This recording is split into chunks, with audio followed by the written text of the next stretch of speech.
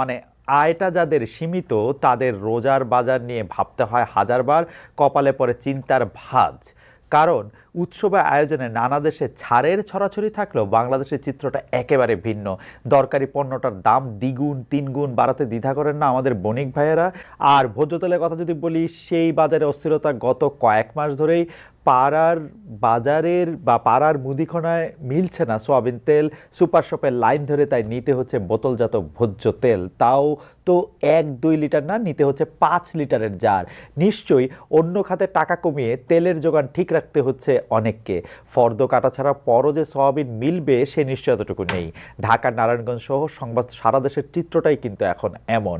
খোলা সয়াবিন বাতিল মাল হয়ে গেছে, কিন্তু হাসিনা সরকার মহাশয়ের সময়কালেই সে সময় অভিযোগ ছিল সেই সিদ্ধান্ত নেওয়া হয় বড় বড় বেনিয়াদের স্বার্থে, কারণ তেলটা তখন বোতলবন্দি হয় আসলে দাম নামের দৈত্যটাকে মুক্তি দিয়ে আকাশচুম্বী করতে।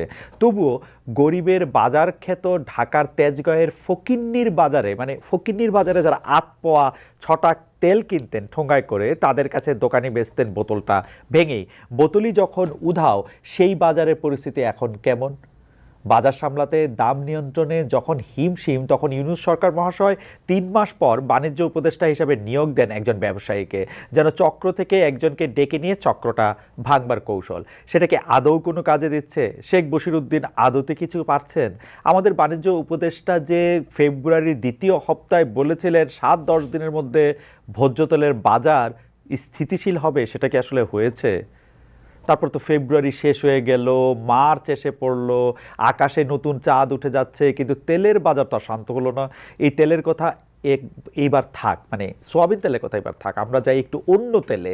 তার আগে স্মরণ করি 150 বছর আগের এই তৈল রচনার আবেদন এখনও এতটুকু কমেনি। ঘরে বাইরে, অফিসে, আদালতে, হাটে, বাজারে, শহরে, গ্রামে এই তেলের ছড়াছড়ি এখনও আমরা দেখি।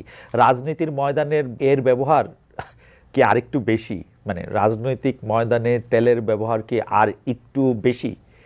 এই কারণে কিনা জানে রোজা আসার আগে দেশে অজু নিয়ে বেশ আলোচনা হয়ে গেল। এর সূত্রপাত বিএনপির ভাইস চেয়ারম্যান বরকতুল্লাহ বুলুর একটি বক্তব্য ঘিরে। কুমিল্লায় দেওয়া মঙ্গলবার সেই ভাষণ থেকে কিছুটা হুজুরের মতো অমৎকার অনেকটা এই স্টাইলে তখন কিন্তু বুলুর ভাষণ ব্যাপক হাততালি পায়। বিষয়টা ঘুরে যায় সোশ্যাল মিডিয়ায় ভাইরাল হলে। এর মধ্যে তোষামতি চাটুকারি তেলবেজি দেখতে থাকেন অনেকে। পরিস্থিতি বেগতিক দেখে বুধবার বক্তব্য নিয়ে দুঃখ প্রকাশ করেন বরকতুল্লাহ বুলু। বিজ্ঞপ্তি দিয়ে বলেন, মনের অজান্তে বলে ফেলেছেন কথাটি।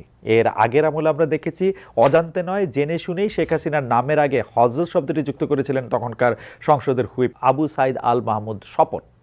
5 বছর আগে সমালোচনার মুখেও পিছু হটেননি তিনি। বলেছিলেন, হযরত শব্দের বাংলা অর্থ জনাব বা সম্মানিত, হযরত অর্থ লর্ড বা প্রভু নয়। একজন মুসলমান আরেকজন মুসলমানকে হযরত বলে ইজ্জত দিতেই পারে। সাবেক এই হুইপ কি কোনো একটা সময় আবার দাবি করে বসবেন হযরত হিজরত করে ভারতে?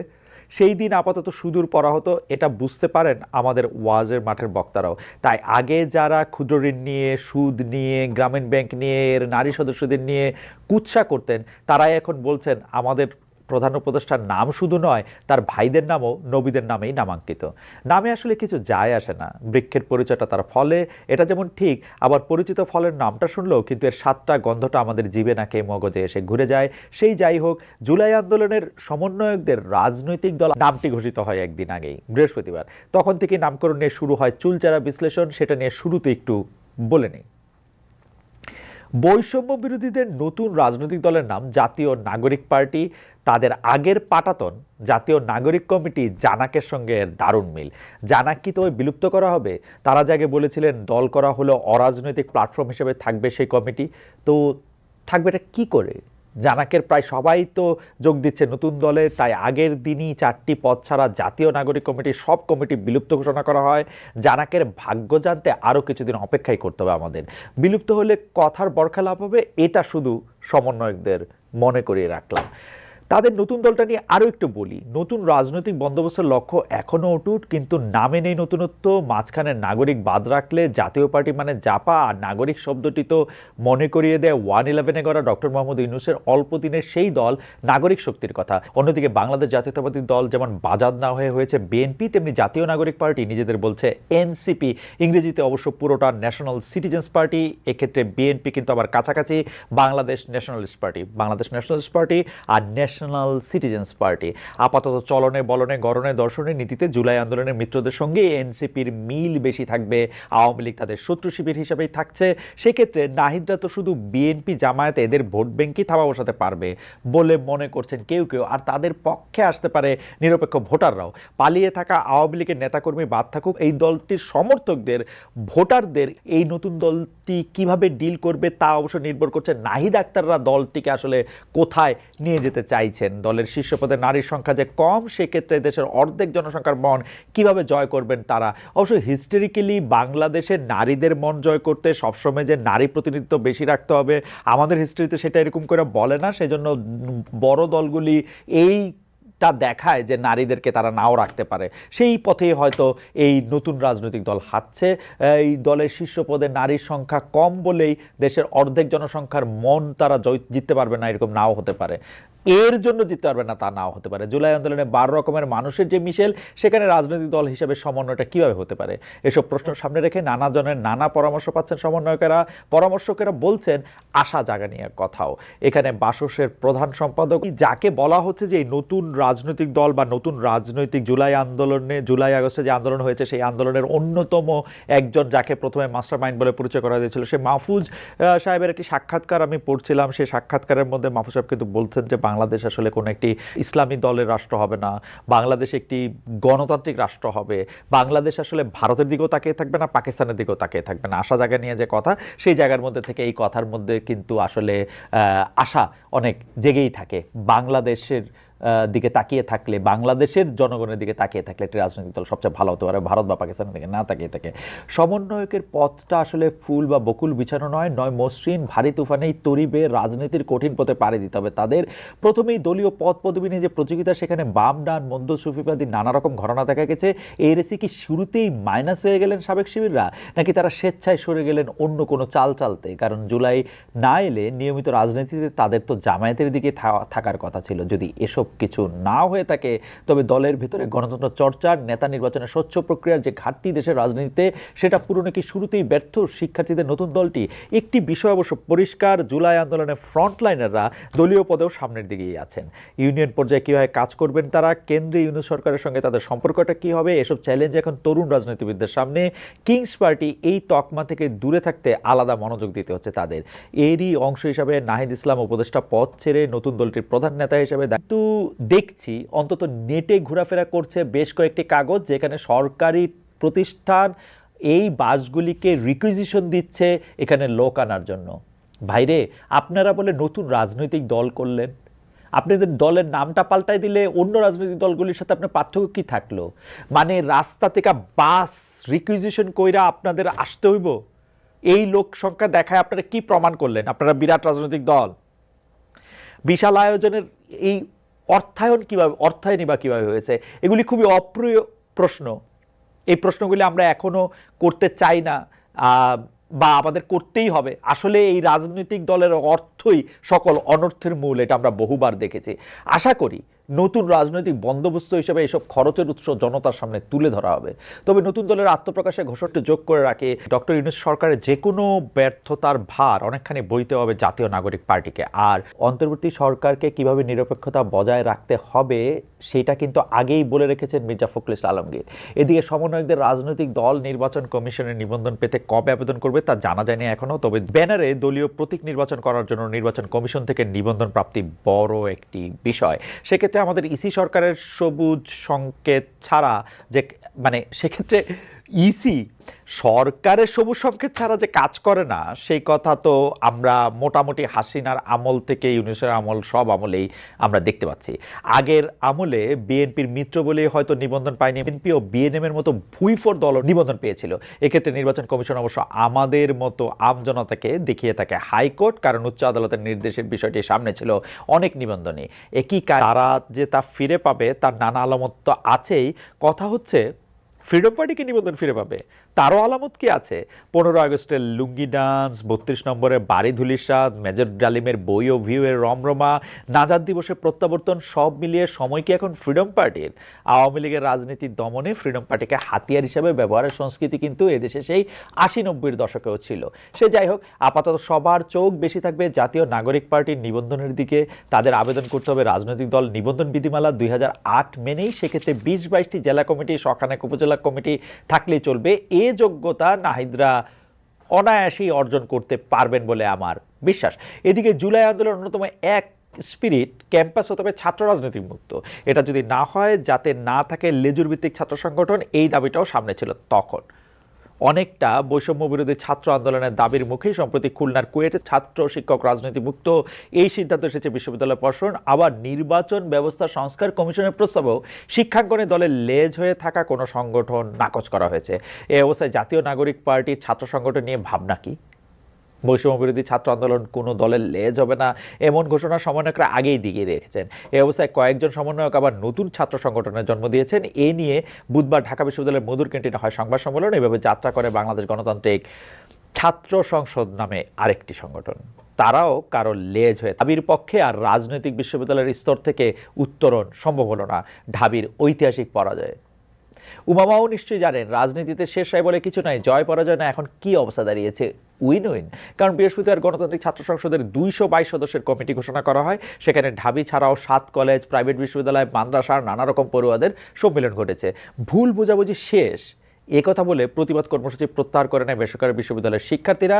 কিন্তু যার জন্য বড় পদ দাবি করে সেদিন একটি বিক্ষোভ হয়েছিল, সেই রিফাত রশিদ নিজেকে ছাত্র সংসদ থেকে সরিয়ে নিয়েছেন। বৈষম্য বিরোধী ছাত্র আন্দোলনের সাবেক এই সমন্বয়ক পেয়েছিলেন জ্যেষ্ঠ যুগ্ম সদস্য সচিব পদ।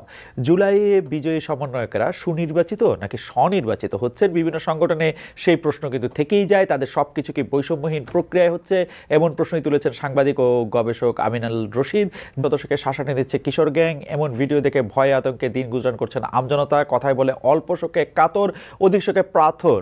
আর অতি বেশি নিরাপত্তাহীনতার অনুভূতি কি মানুষকে কৌতুকপ্রবণ করে তুলতে পারে? মঙ্গলবার ফেসবুকে এমন এক পোস্ট দিয়েছেন ব্যাংকার ও লেখক ফখরুল আবেদিন মিলন। তার সেই লেখাতে আমরা ধর্ষণ দফায় দফায় ঘটতে থাকে, তখন মানুষ আবার প্রতিরোধে নামে। পুলিশ কিংবা যৌথ বাহিনী কারো ভরসায় না থেকে নিজেরাই পাহারা বসায়। এমন এক সময় অপরাধীরা জনতার হাতে ধরা পড়লে অপরাধ প্রতিরোধ করতে গিয়ে কেউ গণপিটুনি বা মব করতে পারেন না। এটাও এক ধরনের অপরাধী, যার দায় নিতে হবে নিরাপত্তা প্রশাসনকেও। কারণ তাদের প্রতি আস্থাহীনতা থেকেই আমজনতা আইনের আশ্রয়ের জায়গাটিতে আর ভরসা পাচ্ছে না। নাজুক এক নিরাপত্তা পরিস্থিতিতে স্বরাষ্ট্র উপদেষ্টা জাহাঙ্গীর আলম চৌধুরীর পদত্যাগ দাবি করছেন অনেকে, তবে তিনি পদত্যাগ করবেন বলে মনে হয় না।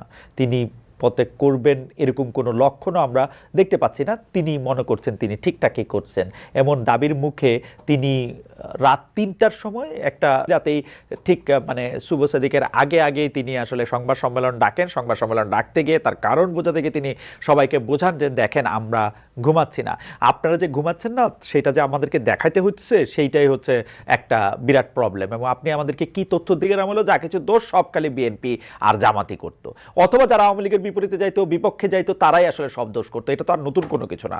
তবে স্বরাষ্ট্র উপদেষ্টার কথা বললেই মানুষের মানে এইসব কথা বললে কিন্তু মানে আমরা এগুলি কথা বলতে পারি, কিন্তু এগুলি কথা বললে তো মানুষের ভয় তো কাটে না। জনজীবনে আসার নিরাপত্তা আওয়ামী লীগ করছে নাকি অন্য কেউ করছে সেটা বুঝে বা না শুনে আমজনতার কোনো লাভ নেই, কাজ নেই। ভয়ডরহীনভাবে ঘরের বাইরে বিচরণ করতে চান তারা। কিন্তু একটা মেগাসিটির যে বৈশিষ্ট্য রাত জেগে থাকা বা 24 ঘন্টায় অনেকগুলি সার্ভিস ওপেন থাকা, সেটা যেন মিলিয়ে যাচ্ছে শহর ঢাকায়। হালে সন্ধ্যার পর রাস্তায় লোকজন কম দেখা যাচ্ছে। অতি জরুরি প্রয়োজন না হলে মানুষ রাতে ঘরের বাইরে পা রাখছে না। কারণ নিরাপত্তার কথা বলে খোদ পুলিশ ঘোষণা দিয়েছে ঢাকা সিলেট পুরনো মহাসড়কের 13 কিলোমিটার অংশে দূরপাল্লার গাড়ি চলাচল বন্ধ থাকবে। বাস ডাকাতের ভয়ে কি এমন ঘোষণা? এজন্য রবীন্দ্রনাথ ঠাকুরের জুতা আবিষ্কারে কবিতার মতো ধুলার মাঝে না যদি দেন পা, তাহলে পায়ে ধুলা তো আর লাগে না। আমাদের পদযুগল পরিচ্ছন্ন রাখতে যেমন জুতাটাই লাগবে, অন্য কোনো কিছুতে হবে না, তেমনি জননিরাপত্তা নিশ্চিতে অপরাধীকেই ধরতে হবে। কে কখন কীভাবে ষড়যন্ত্র করছে এসব বলে কোনো ফায়দা হবে না, হবে শুধু সস্তা রাজনীতি। আগের আমল থেকেই চলছে এই ট্যাগিং সংস্কৃতি, শুধু অন্যের কাঁধে দোষটা তুলে দিয়ে নিজের দায়মুক্ত থাকার প্রবণতা। কিন্তু সরকার যারা দায়টা তাদেরও নিতে হবে, তাদেরই নিতে হবে, আসলে তাদেরও না। নরম আর কোমল কেন? আসলেই কি তারা নরম? অপারেশন ডেভিল হান্ট নামে আওয়ামী লীগ যুবলীগ ছাত্রলীগ দমনে তো তারা কম যাচ্ছে না। জননিরাপত্তা নিয়ে তবে এই উদাসীনতা কেন? এই উদাসীনতা নিয়ে কিন্তু অনেকের মনেই আশঙ্কা দেখা দিয়েছে। অনেকের মনেই আমরা দেখতে পাচ্ছি যে এই আশঙ্কা, এরকমও আশঙ্কা রয়েছে যে মানে সেনাবাহিনী ক্ষমতা দখল করবে কিনা, সেনাবাহিনী ক্ষমতা দখল করলে ভালো হবে কিনা, আমরা আরেকটি মার্শালও চাই কিনা, আমরা কি এরকম স্লোগান রাজপথে দেখতে পাবো কিনা, এই মুহূর্তে দরকার সেনাবাহিনী, সরকার জাতীয় থিং, অথবা অন্য কোনো জায়গায় অন্য কেউ কি আসলে কোনো সুবিধা নিবে? জনমনে নানা প্রশ্ন উদয় হচ্ছে, নানা শঙ্কা তৈরি হচ্ছে। বিষয়টি কাজ করতে পেরেছেন সেনাপ্রধান।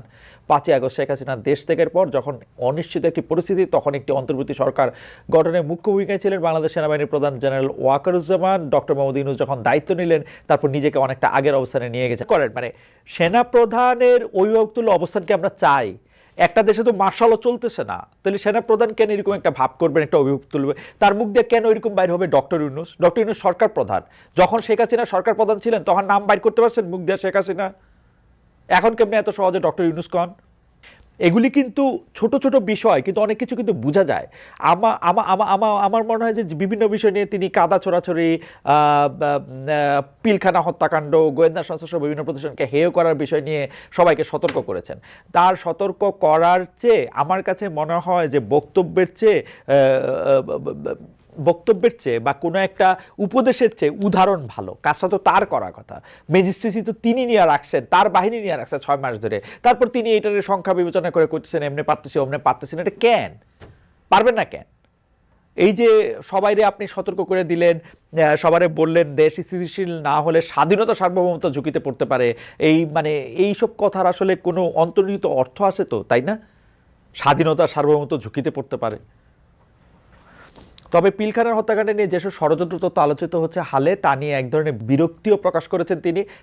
এটা নিয়ে অনেক মহলে অনেক কথা হয়েছে। আমি শুধু একটি কথাই বলে রাখি, হ্যাঁ, যারা শাস্তি পেয়েছেন তারা যদি শাস্তি পাওয়ার যোগ্য যদি এরকম মনে করেন, এখন পর্যন্ত যাদের বিচার হয়েছে তাদের বিচারটা সঠিক ছিল বলে যদি মনে করেন, আর একটা কমিশন গঠিত হয়েছে পুরো ব্যাপারটা দেখার জন্য, কমিশনের ফলে যদি তার উল্টোটা দেখা যায়, তখন আপনি কি করবেন সেনাপ্রধান? আপনি কেন শেষ লাইনের আগে বলছেন নাকি? দেখেন কিন্তু আবার। তবে একটা কথাও বলে রাখি, যে গুঞ্জন ডালপালা মেলার প্রবণতা আছে, যে একটি কথা যে বাংলাদেশের আকাশে বাতাসে আজকাল বেশ ভাসছে, সেটি সেনাপ্রধান আবার স্পষ্ট করেছেন যে ক্ষমতার প্রতি তার কোনো মোহ নেই। তিনি আসলে ক্ষমতা নিলে 5 আগস্টেই নিতে পারতেন। সামরিক শাসনের পক্ষপাতী তিনি নিজেও নন, বরং বছরের শেষ দিকে ডিসেম্বরের মধ্যে গ্রহণযোগ্য একটি নির্বাচন হবে সেই আশা